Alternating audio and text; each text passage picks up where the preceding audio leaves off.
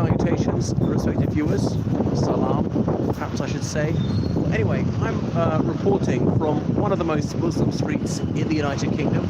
It might be the very most Muslim one, I don't know. Partly a riposte to what Fox News was saying a couple of years ago, saying they're Muslim areas of London and non-Muslims simply don't go in there.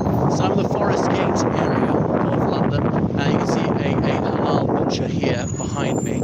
So there are a lot of people who are ethnically Bangladeshi, or others who have origins in other parts of South Asia or the Middle East.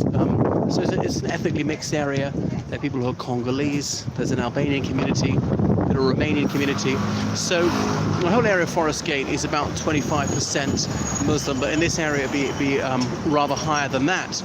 There's a street I regularly go down in which a number of houses are identifiably Muslim, as in they have Arabic script above the door, presumably Quranic incantations. And all right, there are Arab Christians. But you know, over 90% of Arabs are Muslims. So just to show that there's really nothing dangerous, nothing remotely menacing. I've been coming here on Sunday evening every week since October, and no one's given me a dirty look or anything like that. There's one house on that particularly Muslim street, which is a Sikh house. I can tell because of the Sikh symbol above the door. And what else? So some people dress in a distinctly Muslim manner. Women are wearing the hijab, or indeed a face veil, a bias, and so on. But there are other women who dress much more revealingly here. So I don't know of any patrols harassing people for doing that kind of thing. So I've never felt remotely threatened whilst I've been here.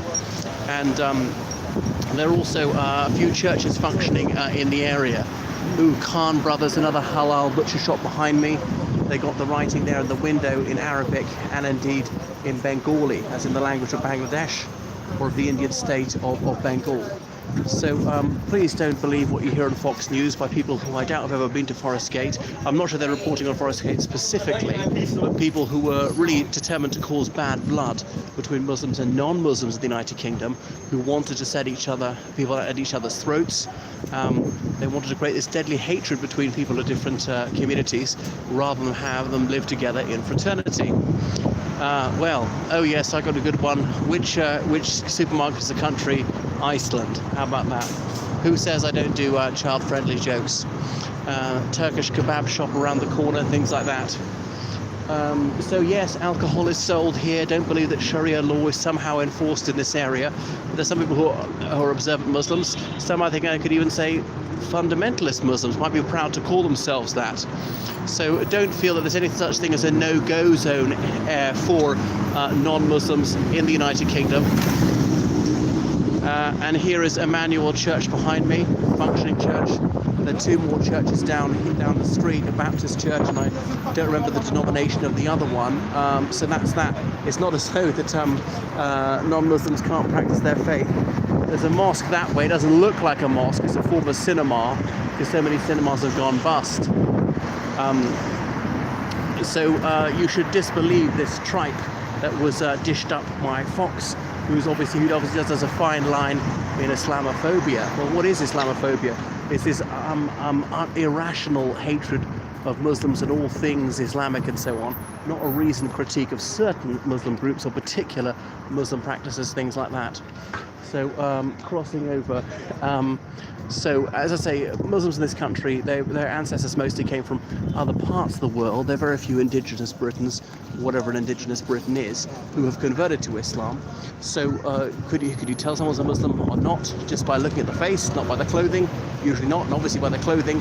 Most Muslims would just dress the same as anybody else. You wouldn't tell them from Adam.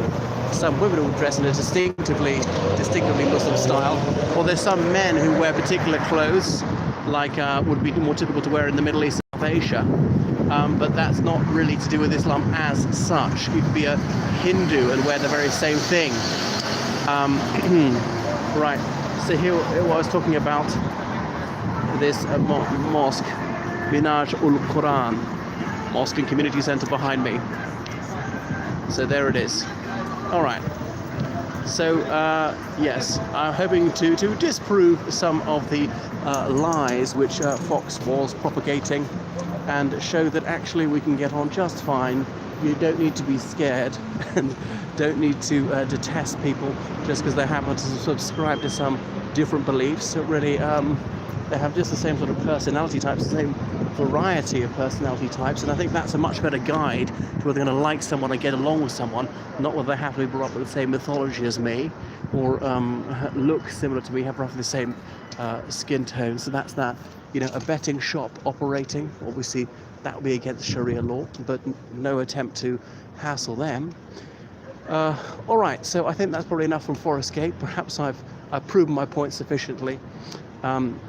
Well, visit yourself. I will say it's not quite the most salubrious area in London. Doesn't have a great many attractions, but it's certainly not a terrible place. Obviously, there are pubs selling alcohol. I've been into one of them quite a few times.